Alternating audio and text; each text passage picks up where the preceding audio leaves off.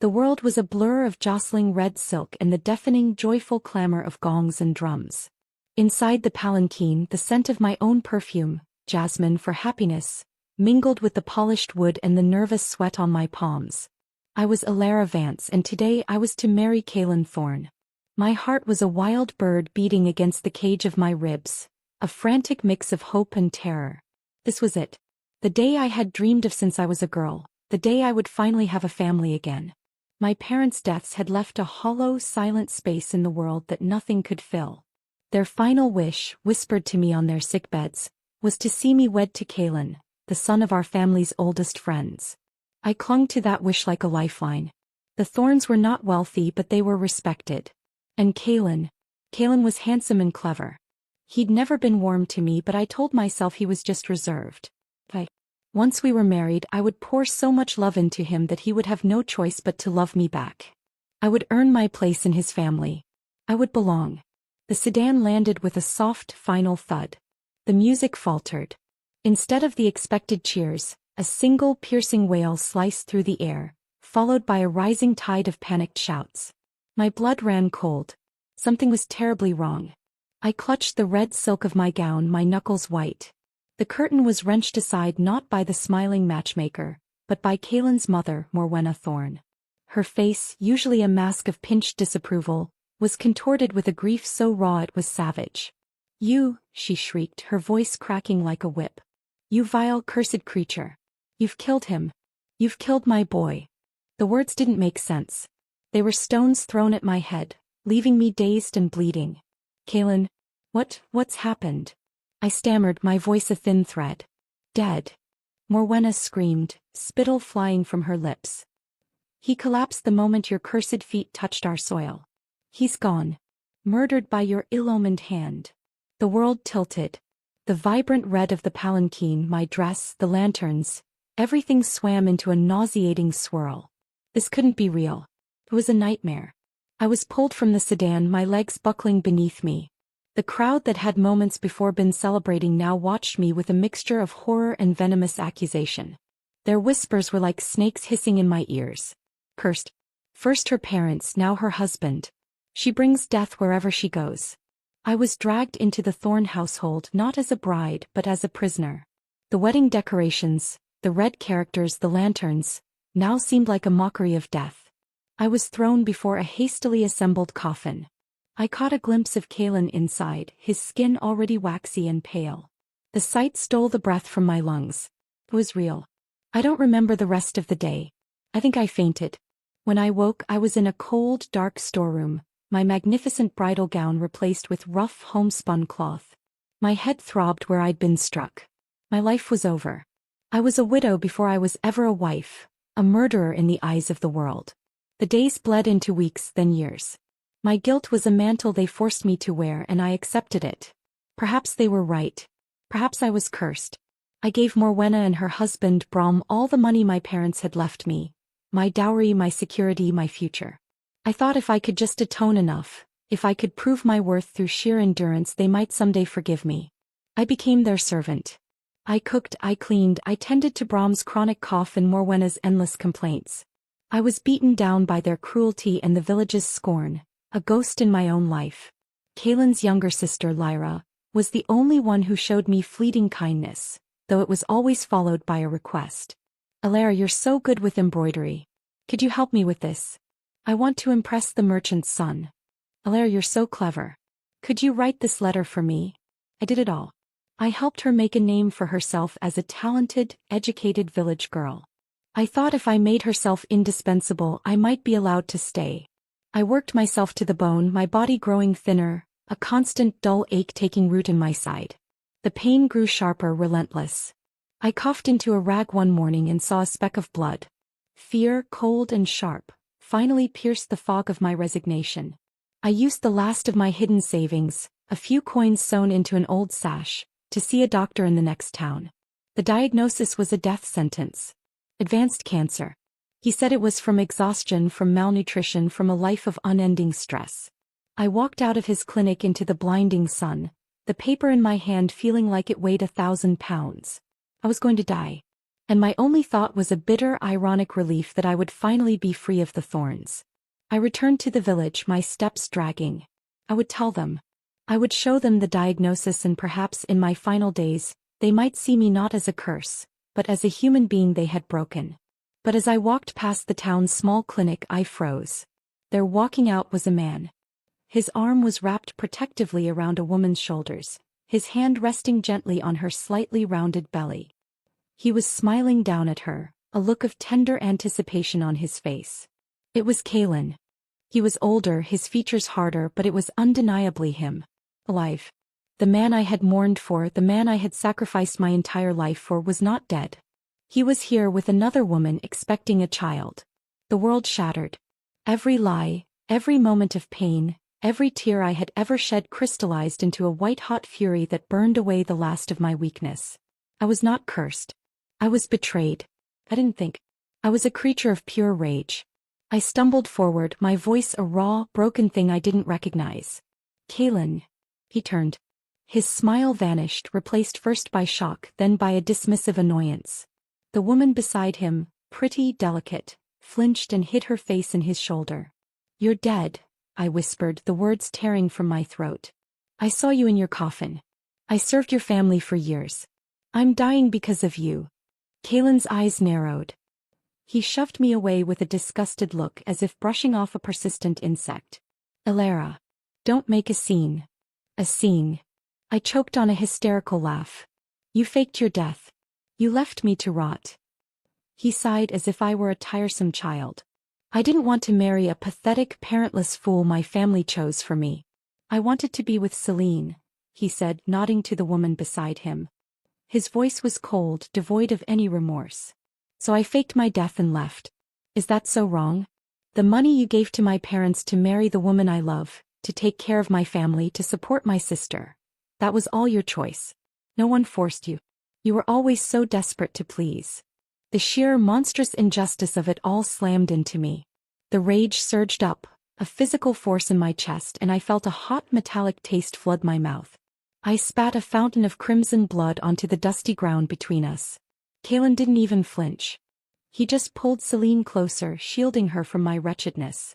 "You'll get away from us," he said coldly, and with that he turned his back on me and carefully led his pregnant first love away. I collapsed in the street, the world going dark, my last conscious thought a vow etched in fire and blood.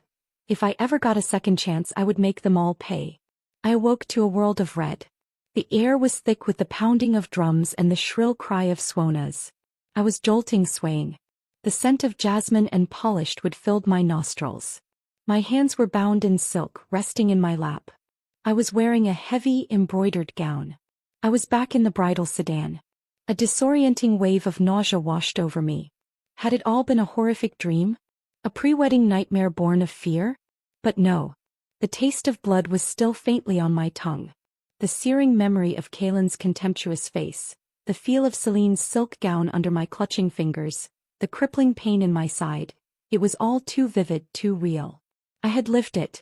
I had died from the cancer festering in me, a cancer born of their betrayal. And somehow, by some miracle or curse, I had been thrown back in time. Back to the moment everything was stolen from me. The sedan landed with that same soft, fateful thud. Outside, I heard the first familiar gasp, the precursor to Morwenna's wail. History was about to repeat itself. The word was a firebrand in my soul. Not again. Never again. Before the dreaded wail could fully leave Morwenna's lips, I acted. With a strength I didn't know I possessed, I threw open the sedan curtain, blinding myself for a moment with the daylight. The crowd, their faces already shifting from joy to morbid anticipation, stared at me in shock.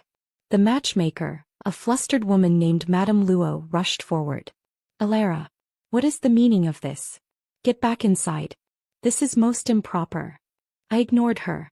My voice, when it came out, was not the timid whisper of the girl I had been. It was clear, cold, and carried over the silenced crowd. "Turn this sedan around. Now." A stunned silence fell. Madame Luo gaped. "What kind of joke is this? We're at the final stage. The groom is waiting. Are you having last-minute jitters? It's natural. Kalen is a good man, you'll have a good life." I saw the sedan bearers shift, preparing to move forward to complete the journey. To deliver me to my doom. Panic sharp and clean cut through me. I will pay each of you double your fee, I announced, my voice ringing out. Take me to the Valerius house on the east side of the village. But if you take me to the Thorn house against my will, you will not get a single cent. This entire wedding is paid for by me. My money. You all know the Thorns have nothing. If I refuse to pay, there is nothing they can do. I let the truth of my words hang in the air. The Thorns' poverty was an open secret. The bearers hesitated, looking at each other. The money was a powerful incentive, but the social taboo was immense. Double, one of them muttered, tempted. Madame Luo spluttered. You cannot do this. The agreement. The contracts. The agreement was with a dead man, I said, the cryptic words silencing her. Turn. Around. After a tense moment, the lead bearer nodded. You heard the lady. Turn around. The crowd erupted into chaos as the palanquin was hoisted and began to move in the opposite direction. The music had died completely. Our procession was now a silent, grim march, a funeral parade for a wedding that would never be. I sat back inside, my heart hammering not with fear, but with a ferocious, terrifying hope. We arrived at a modest but well-kept cottage on the village's outskirts. This was the home of Ronan Valerius. In my previous life he had been my only friend, the only person who never saw me as a curse. He was the village scholar, quiet and kind, who had watched my suffering from afar, offering quiet words of comfort that I'd been too broken to accept. He had loved me and I had sent him away believing my cursed touch would destroy him too. I would not make that mistake again. I jumped out of the sedan before it could properly land and stormed into the house. There he was, sitting at his simple table, a cup of untouched tea before him. He looked up, his eyes red-rimmed and full of a sadness I now understood. He had been mourning my wedding to another man. Ronan Valerius, I said, my voice trembling slightly despite my resolve. Do you dare to marry me? He choked on his breath, staring at me as if I were a ghost. In my red bridal gown, I must have seemed like a phantom or a madwoman. Before he could form a word, the sound of furious footsteps pounded outside. Morwenna, Brahm and Lyra Thorn arrived, their faces purple with rage and exertion. A neighbor had seen my detour and run to tell them. Alara Vance. Morwenna shrieked, pointing a trembling finger. Have you lost your mind? You are meant to be marrying my son. What is the meaning of this spectacle? I turned to face them, the people who had been my jailers for a decade. The sight of them no longer filled me with fear, only with a cold, simmering hatred. Everyone knows Kaelin never wanted to marry me, I said, my voice cool and steady. Would it not be better for everyone if we did not proceed with this farce? You begged to marry him. Lyra spat, her pretty face twisted in fury. You were desperate for it. And now you humiliate us like this? Have you no shame? I felt a smile touch my lips, a bitter, cold thing. My shame died a long time ago. I walked to stand behind Ronan, placing a hand on his shoulder. He flinched at the touch but didn't pull away. He was staring at the thorns with a new, protective light in his eyes. The commotion had drawn a crowd. Villagers whispered and pointed. Her parents died young, no one to guide her. She's making a fool of herself, Ronan Valerius. Why would she want him? He has nothing either. Brahm Thorn stepped forward, trying a different tactic. He adopted a tone of wounded dignity. I know we are not a rich family, Alara. But do not look down on a poor kid. Kaelin has talent. He will make something of himself. If you support him, he will give you a good life. This isn't about money, I said, my voice cutting through his performance. I kept quiet before out of respect for your family. But do not pretend you don't know the truth. You knew Kaelin didn't love me, yet you pushed this wedding for my money. You made me believe he cared. But we live in a new era. Marriage is about choice. Kaelin Thorn and I are not married. I will marry whoever I want. My words, so bold and unprecedented, sent a ripple through the crowd. Some were scandalized, but others, particularly the younger ones, nodded in agreement. Lyra saw the crowd's sympathy shifting and turned her venom on Ronan. And you with all your book learning. Did they teach you nothing about honor? Skulking around, stealing another man's bride on her wedding day. That was it. The last thread of my control snapped. Before anyone could react, I stepped forward and slapped Lyra Thorn across the face with all my strength. The crack echoed in the sudden silence. Lyra staggered back, her hand flying to her cheek, her eyes wide with utter disbelief. "You hit me," she whispered, horrified. "I treated you like a sister," I said, my voice low and deadly. "And how did you repay me? You knew your brother despised me. You knew his plans, yet you said nothing. You just encouraged me, took my help, and watched me walk into a trap. What were you trying to do?" While she was still sputtering in shock, I turned to the gathered villagers. "You all wonder why I would do this. Why I would step into a bridal sedan and then change my mind at the very door. I will tell you. It is because Kalen Thorne betrayed me. He was unfaithful. He was with Celine Gray. I wanted to forgive him, but I thought, if this is how he treats me before the wedding, what will he do after?" I let the accusation hang in the air. The Thornes' faces went slack with panic. They hadn't expected me to know. Their silence was more damning than any denial. Just as the crowd began to turn on them, murmuring about their deceit, a figure came running through the crowd, sobbing hysterically. It was Celine Gray. She hadn't seen the confrontation. She clutched at Morwenna's arm, wailing. "It's terrible, Kalen." He heard that Alara called off the wedding. He was so angry he spat blood. "He's dead. He's truly dead this time." The crowd exploded. The word curse was whispered again, louder now. Angry eyes turned back to me. Ronan immediately stepped in front of me, spreading his arms wide. "Stop this," he commanded, his voice stronger than I'd ever heard it. "This is superstition." "Nonsense." Kalen was a healthy young man. He could not die from anger alone. "Something is not right here." But the mob's fear was a living thing. They edged away from me. Morwenna and Lyra, seeing their advantage, regained their smug composure. They surged forward and grabbed my arms. "You're coming back with us," Morwenna said sharply. "You will kneel before my son's body and apologize." Ronan moved to stop them, but I gave him a small, almost imperceptible shake of my head. I had to see this through. I had to see Kalen's corpse for myself. "I'll go," I said, my voice quiet but clear. "I must see him." And so I walked back to the Thorne house, not in the bridal sedan, but as a prisoner once more, with Ronan walking defiantly by my side. The stage was set. The players were in place. This time I would be the one to direct the tragedy. The walk to the Thorne house was a somber, surreal parade. The vibrant red of my gown was a splash of defiant color against the dusty road, a banner of rebellion. Ronan walked stiffly beside me, a bulwark against the hostile glances and hissed accusations from the crowd that followed. Morwenna and Lyra flanked me, their grips on my arms like iron manacles, but their touch no longer held power over me. I was a woman walking to a battle I already knew how to win. The Thorne compound was a macabre spectacle. The festive red lanterns and Shuangxi characters now seemed to mock the scene of manufactured grief. Inside, the air was thick with the smell of incense and the low, performative weeping of relatives. As I crossed the threshold, a wave of curses washed over me. "Cursed woman! She dares to show her face. Kneel. Kneel and beg for forgiveness." I ignored them, my eyes scanning the main room. And there he was. Kalen. Laid out on a simple bier, a white cloth covering him up to his chest. His skin was dusted with a pale powder to make him look lifeless. But even from here, I could see the faint telltale rise and fall of his chest. He was holding his breath, playing his part perfectly. Morwenna, Brahm, Lyra, and Celine quickly formed a wall in front of the body, their faces masks of feigned protectiveness. "You will not defile him," Brahm thundered. "Even in death your presence would disturb his spirit. Kneel and apologize now.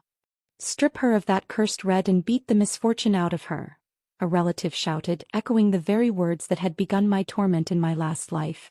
I knew their game. They would beat me unconscious, hold the funeral while I was insensate, and when I awoke my fate would be sealed. Widow. Murderess. Servant. I pretended to wilt, my shoulders slumping in defeat. I lowered my head as if to kneel. Then in one fluid motion I twisted away from Morwenna's grasp, snatched a lit oil lantern from a nearby table, and in the stunned silence that followed, I hurled it directly at Kalen's chest. The world erupted into chaos. The lantern shattered. Flames and oil splashed across Kalen's tunic and the white shroud. A series of panicked screams tore through the room as the fire licked at the fabric. The corpse screamed. Kalen bolted upright with a strangled yell, batting wildly at the flames on his clothes, scrambling off the beer in a frenzy of terror. "Help! Put it out! Are you insane, you bitch? You'll burn me alive!" He cursed and spat, dancing around as someone threw a blanket over him to smother the flames. It took him a full minute to realize the silence that had fallen was not one of horror at the fire, but of stunned revelation. He stood there, smoldering and disheveled, his death face makeup smeared with sweat and soot, very much alive. The entire crowd was frozen. Some had fainted, thinking they'd witnessed a resurrection. Others just stared, their mouths agape, the truth dawning with brutal clarity. I smiled, a calm, cold expression amidst the bedlam. "Now," I said, my voice cutting through the silence. "Now do you all understand why I refused to marry Caelan Thorne? Not only was he unfaithful before the wedding, but he faked his own death to frame me, to ruin my life and to steal my future. You all know me. If I had believed he died because of me, I would have been crushed by guilt.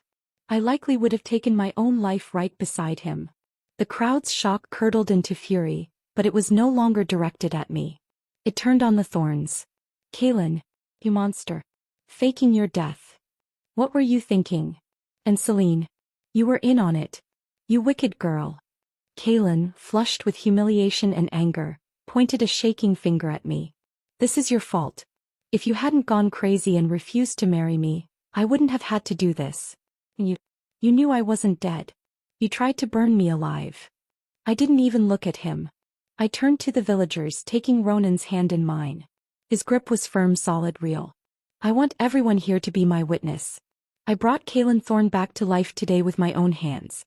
From this moment on, there is nothing between us. And I would advise you all to be careful with people like the Thornes. Cross them and they might just fake their death to drag you down with them." With that, I turned my back on the chaos, on Caelan's sputtering denials, on Morwenna's wails of despair, on Celine's tear-streaked face, and walked away with Ronan Valerius. We were married that evening in my small, quiet home. With both my parents gone and Ronan's family living far away, it was a simple, almost stark ceremony witnessed by a few curious neighbors.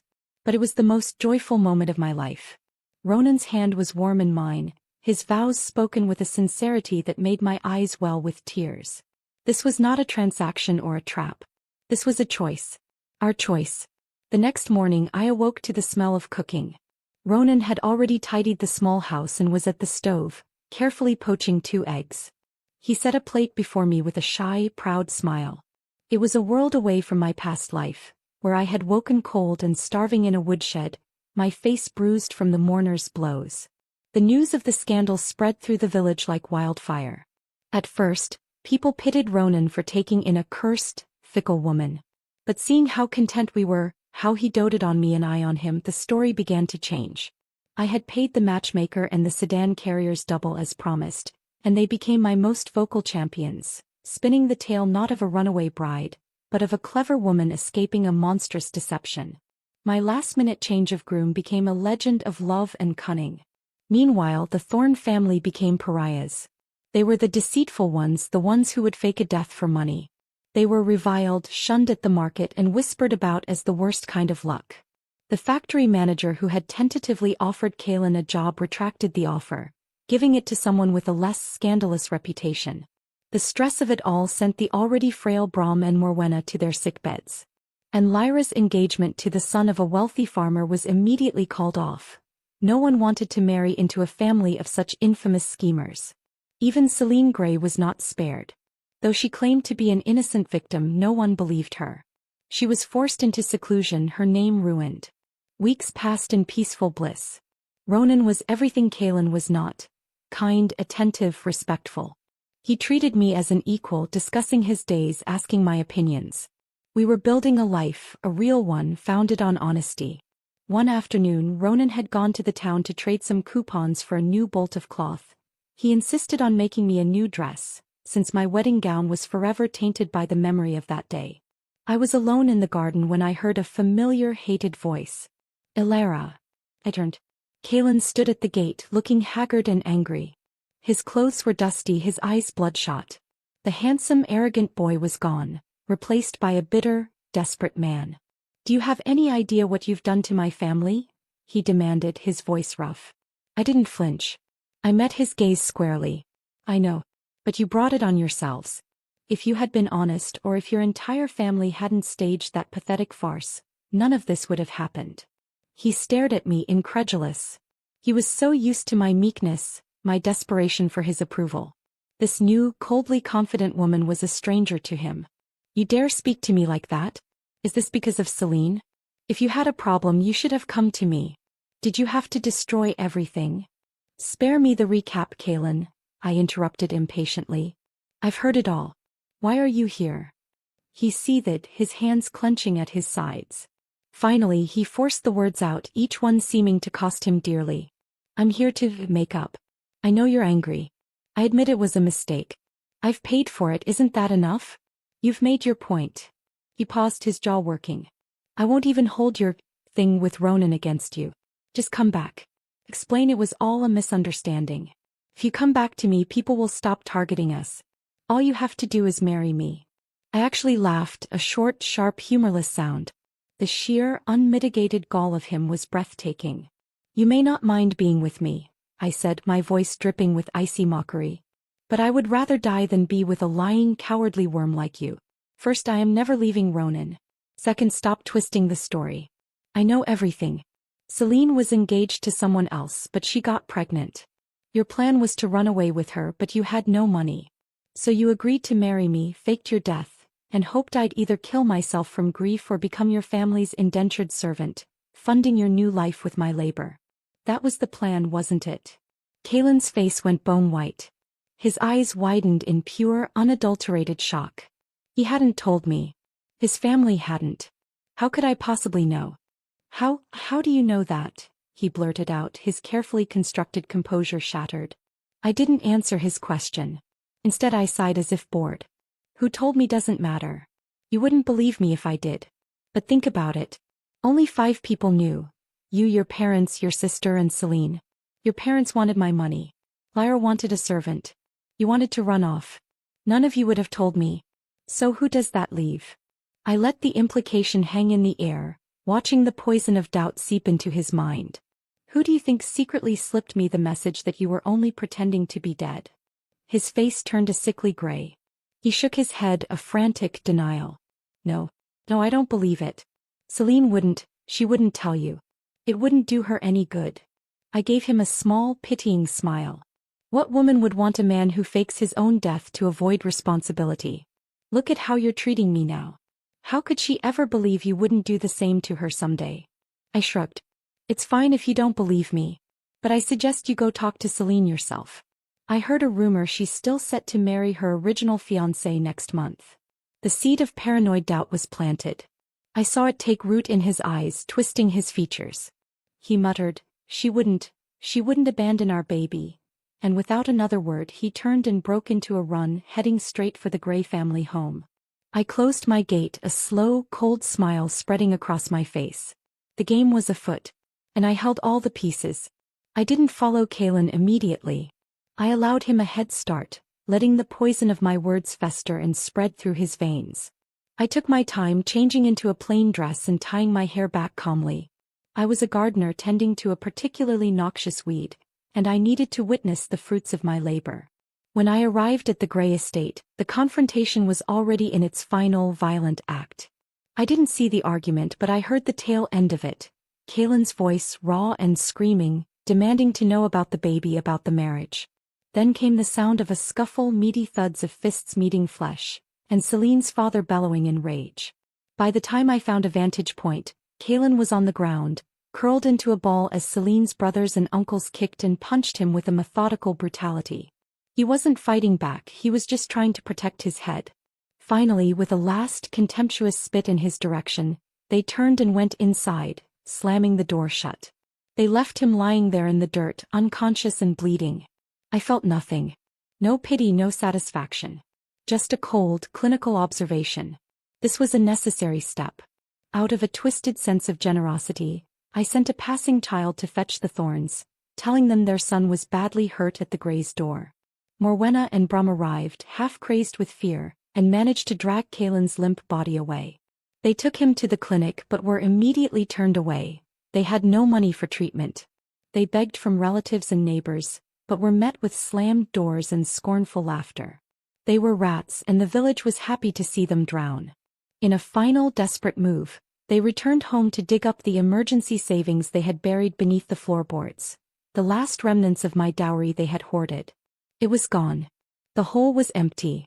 Amy, seeing her family's complete ruin, their name toxic, and hearing the very real rumor I had planted, that her parents planned to marry her off to a cruel old widower to pay for Kaylin's treatment, had made a choice. She had taken the money and run away with a smooth-talking drifter who had been loitering around the village. He promised her an exciting life in the city. She saw it as her only escape. I knew the type. The money would be gone in a week and Amy would be left with nothing, her fate likely worse than the one she'd fled. The news was the final blow for Brom and Morwenna. Enraged, helpless, and destitute, they did the only thing they could think of. They marched to the Grey estate to demand restitution. After all, it was their family who had beaten their son nearly to death. "You will pay for his treatment," Brom shouted, his voice cracking with strain. "And that little tramp, Celine, will come serve our family as compensation. Or else we will call the police." The door opened. Celine herself stepped out, pale but with a hardened glint in her eyes I hadn't seen before. The meek, crying girl was gone, replaced by a cornered animal. "Good," she snapped. "Call them. Perfect timing. I will tell them everything Kaylin did to me. I'll report him for assault. Let's see how he survives a trial and a prison sentence." The word assault hung in the air, legally precise and utterly damning. Morwenna and Brum froze. Their bluster evaporated. They knew the truth of Kaylin's relationship with Celine. If the police investigated, their son wouldn't be a victim, he'd be a criminal. The gathered crowd of villagers who had been watching the spectacle erupted in derisive laughter. "You've got some nerve. Your son's a predator. He got what he deserved. What a cursed family. Good thing Alara Vance escaped them." Hearing my name seemed to spark a final, pathetic idea in Morwenna's mind. Forgetting all dignity, she and Brum turned from the Grey's door, stumbled through the crowd and found me watching from the periphery. They dropped to their knees in the dust before me, sobbing uncontrollably. "Alara, please," Morwenna wailed, clutching at the hem of my dress. "It's all our fault. We admit it. Every bit of it. But Kaylin, he's innocent in this. You loved him once. You wouldn't want him to die, would you? You have money. Please just pay for his treatment. He'll be grateful. Maybe you can still be together." I looked down at them, these architects of my misery, now broken and groveling. I felt the ghost of every slap, every insult, every night of hungry exhaustion. I remembered the diagnosis in my hand, the taste of blood in my mouth. I did not offer a hand to help them up. I simply gazed at them with an icy detachment. "You brought this on yourselves," I said, my voice flat. "If you're so concerned, stop wasting time begging me and get to the clinic. You might miss your chance to see him while he's still alive. I've heard his injuries are quite grave." The hope died in their eyes. Scrambling to their feet, they turned and ran, stumbling toward the clinic, terrified they would find their son already dead. The strain was too much. Both were already sick with worry and shame. Under the brutal afternoon sun, hearts hammering with panic and despair, they never made it. Brom clutched his chest and collapsed first. Morwenna, trying to help him, fell beside him. There was no one on that deserted path to help them. By the time a farmer found them, they were both gone. The irony was exquisite. Kaylin's injuries, while dramatic-looking, were largely superficial. He woke up a few days later, bruised and sore but very much alive. He was discharged from the clinic only to be presented with the bill for his own treatment. And the news that his parents were dead, his sister had vanished with all their money, and he was now alone in the world, buried under a mountain of debt. As he sat in his empty, silent house, drowning in this fresh wave of despair, the final blow landed. The clinic, concerned about his ability to pay, had done a more thorough examination. They gave him his results: advanced venereal disease, likely contracted from his exploits in the city while he was planning his fake death. It was a painful, chronic, and deeply shameful condition in this era. He was utterly, completely ruined. Meanwhile, I paid a quiet visit to his aunt, a mean-spirited woman who had always disliked Morwenna and now saw an opportunity. "Such a tragedy," I clucked sympathetically. And to think if it weren't for Celine Gray luring your nephew into that awful scheme, none of this would have happened. Someone really should hold her accountable. It's a disgrace. And have you heard? She's still getting married tomorrow.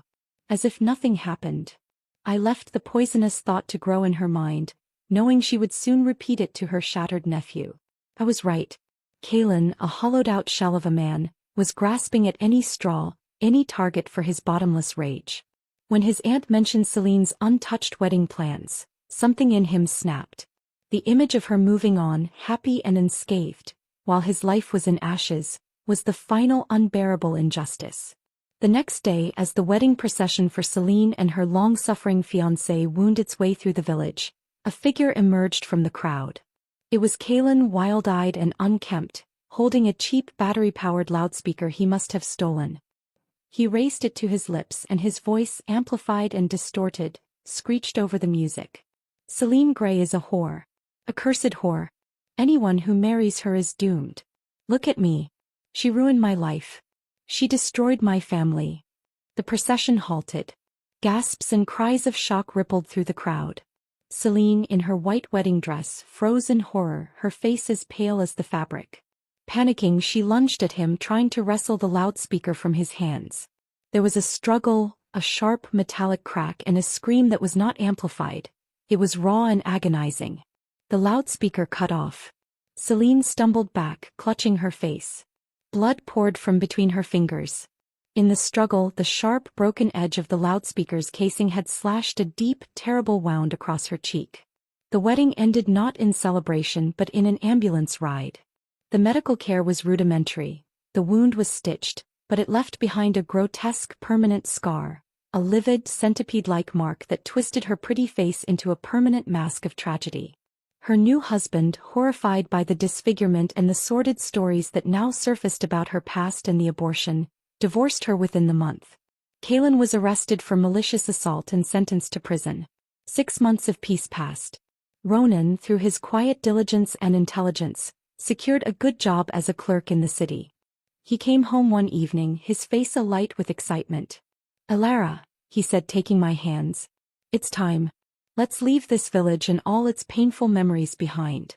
Let's start fresh, just the two of us." My heart swelled with a joy so profound it was almost painful. This was the future I had fought for. This was the freedom I had won. But before we left, there was one last piece of business to attend to. I needed to close the circle. I needed to look into the eyes of the man who had started it all and tell him the truth. I visited Kalen in prison. The county prison was a bleak, gray building that smelled of disinfectant and despair. I was led to a cold, echoing visiting room with a scarred wooden table bolted to the floor. When they brought Kalen in, I barely recognized him. The once handsome, arrogant man was gaunt and hollow-cheeked, his eyes dull and lifeless. The prison uniform hung off his frame. He moved slowly as if every step pained him. He sat down across from me, not meeting my eyes at first.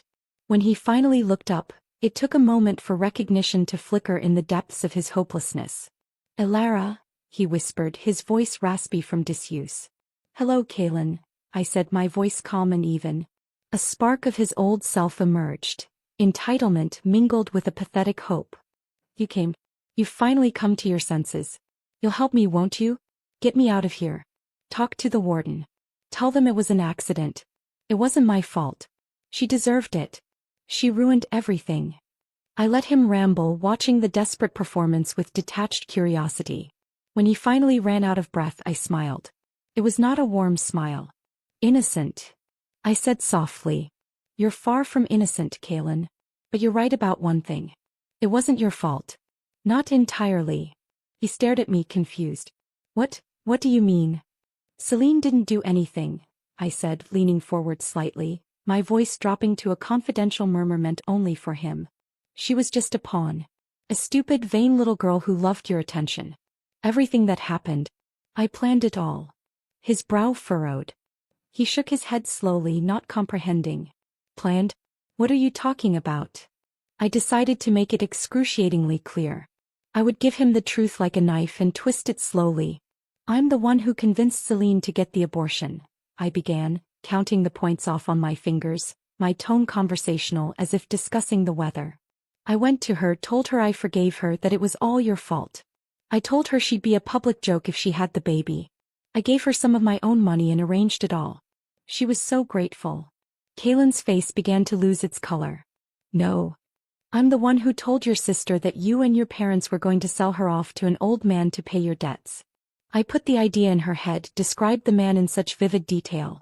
It was the final push she needed to steal your emergency money and run off with that vagrant. I wonder where she is now. Probably in a brothel in the city, if she's even alive. His breathing became ragged. He started to tremble. I'm the one, I continued relentlessly, who goaded your parents into such a panicked frenzy that they ran themselves to death. I told them your injuries were fatal. I sent them on that desperate run to the clinic under the scorching sun. Their hearts gave out. I watched them fall. I could have called for help, but I didn't. I just watched. Tears of horror welled in his eyes. You monster. And I'm the one, I said, delivering the final killing blow, who filled your head with poison about Celine. I told you she was the one who betrayed your secret. I told you she was still getting married, moving on with her life without a care for you. I knew you would snap. I knew you would confront her. I counted on you to do something stupid and violent at her wedding. And you didn't disappoint me. You played your part perfectly. I sat back, watching the totality of his devastation. I had dismantled his entire world piece by piece, and now I was showing him the blueprint. His family was destroyed, his health broken, his freedom lost, and the woman he loved had been mutilated and abandoned. All because of me. All orchestrated from the shadows. His face twisted through a kaleidoscope of emotions. Disbelief, dawning comprehension, searing rage, and finally, a soul-crushing absolute despair. He understood that every tragedy, every loss, every ounce of his pain had been deliberately, coldly engineered by the woman he had once dismissed as a pathetic fool. He opened his mouth to scream, but no sound came out. Instead, a violent, guttural choke convulsed through him. A fountain of dark blood erupted from his lips, splattering across the scarred table between us. He clutched his chest, his eyes rolling back in his head, and he slid from the chair onto the cold concrete floor, twitching. I didn't move. I didn't call for the guards. I simply watched, remembering the feel of my own blood on my lips as he coldly walked away from me all those lifetimes ago. I had looked exactly like this, broken, betrayed, utterly destroyed. Finally, a guard noticed and shouted. Others came running. As they hauled his unconscious body away, I stood up, smoothed my dress, and turned my back on the chaos I had created. Outside, the sun was shining. Ronan was waiting for me by his bicycle, a small paper bag in his hand. As I walked toward him, a genuine smile finally touched my lips, erasing the coldness of the last hour. He held out the bag. Pork buns. Your favorite. The warmth of the bag seeped into my hands. I looked up at his kind, earnest face, this good man who represented my future, my redemption, my choice. I knew then, with a certainty that settled deep in my soul, that I was finally free of the past. The vengeance was complete. The ledger was settled. I took a deep breath of the clean air. Ronan, I said, my voice full of a light I hadn't felt in 2 lifetimes. I have some news to share. He looked at me, his head tilted in curiosity. I'm pregnant. His face transformed. Shock, disbelief, and then a joy so pure and overwhelming that it brought tears to my own eyes. He swept me into his arms, laughing and crying, spinning me around right there on the street. From here on out, there would be only good things waiting for us. We had escaped the curse. We had built a new life from the ashes of the old. And we were going to be a family. A real one. The city was a symphony of unfamiliar sounds. The distant hum of traffic, the call of street vendors, the chatter of thousands of lives intersecting. Our new home was a small apartment above the shop where Ronan worked, its windows letting in the morning sun. It was modest, but it was ours. It was clean, and it was filled with a peace I had never known was possible. The ghost of the village, with its whispers and its judgments, felt a million miles away. Here we were just Mr. and Mrs. Valerius, a young couple starting out. No one knew our history. No one looked at me and saw a curse. Ronan's employer, a kindly old man impressed by Ronan's diligence and neat handwriting, welcomed us warmly. His wife brought over a stew on our first night, offering advice on the best markets and a knowing smile when I discreetly turned down a glass of wine. My pregnancy progressed without the shadow of fear or exhaustion that had defined my previous life. The dull ache that had been my constant companion was gone. Instead, I felt a vibrant, fluttering energy growing inside me. Ronan treated me as if I were made of glass and gold simultaneously, his care a constant, gentle presence. He would rush home from work to cook dinner, refusing to let me lift a heavy pot. He read poetry aloud in the evenings, his hand resting on my growing belly, whispering to the child within about the world that awaited them, a world of books and kindness and choices. We wrote to Ronan's family, and they sent back letters brimming with excitement for their first grandchild. They spoke of visiting once the baby was born. The concept of an extended family that offered love, not condemnation, was still novel to me, a gift I was learning to accept. One afternoon while Ronan was at work, I was in the market buying fabric to sew baby clothes. The city market was a bustling, chaotic delight, a kaleidoscope of colors and smells so different from the quiet, judgmental lanes of my old village. As I haggled cheerfully with a fabric seller, a voice from a nearby stall caught my ear. It was a rough, familiar country accent. I turned slowly. A woman was arguing with a vegetable vendor, her back to me. Her clothes were dirty and ill-fitting, a far cry from the fine dresses she'd once coveted. Her hair was lank and poorly cut, but I would recognize that petulant slope of the shoulders anywhere. It was Lyra Thorne. She turned slightly and I saw her face. It was thinner, harder, aged well beyond her years. There was a bruise on her cheekbone. The drifter had clearly not provided the exciting life he'd promised. She looked tired, defeated, and utterly miserable. She managed to barter for a few bruised apples and shuffled away, disappearing into the crowd without ever seeing me. I felt a tremor go through me, but it wasn't fear or anger. It was pity. A distant, cold pity like one might feel for an injured animal on the side of the road. She had made her choices. She had been a willing participant in my destruction, and she had reaped what she had sown. Her fate was no longer my concern. I turned back to my fabric seller, selected a soft, sky-blue cotton, and paid her price without another haggle. My world was no longer defined by the thorns. Weeks later, a letter arrived from the village. It was from the postmaster, an old man who had always been neutral. He wrote in a neat, careful script, updating us on the news, knowing Ronan had family there. And the last of the Thorn matter seems to have reached its end, he wrote. Caelan Thorn never recovered from his fit in the prison. The doctors said it was a hemorrhage of the mind, brought on by extreme agitation. He wasted away in the infirmary and died last week. There was no one to claim the body. The county buried him in a pauper's field. I folded the letter and set it aside. I felt a final, quiet click like the closing of a heavy book. The last thread tying me to that old life had been severed. There was no triumph, only a profound and silent sense of closure. That night I went into labor. It was not the terrifying, lonely ordeal I might have once imagined. Ronan was a pillar of calm strength, fetching the midwife, holding my hand, mopping my brow. His eyes were wide with fear and awe, but his voice never wavered as he whispered encouragement. And then she was there. A tiny, squalling, perfect little girl with a shock of dark hair and Ronan's kind eyes.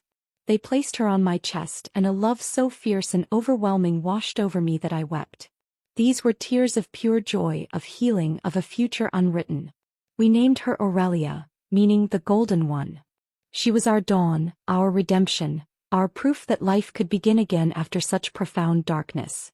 As I nursed her in the quiet of our apartment, watching the city lights twinkle on outside our window, Ronan sat beside us, his arm around my shoulders. He kissed my temple. She's perfect, Ilara. We're going to give her such a good life. A life full of love. No secrets. No fear. I leaned into his embrace, looking down at our daughter's peaceful face. The past was a ghost story, a dark fairy tale from another time. It held no power here. The curse had never been real. It had been a chain made of other people's lies and my own willingness to believe them. I had shattered that chain. I had been a bride, a widow, a servant, and an avenger. Now I was finally just Ilara Valerius. A wife. A mother. A woman who had walked through fire and emerged, not with ashes but with gold. The story was over. Our life had just begun. The end.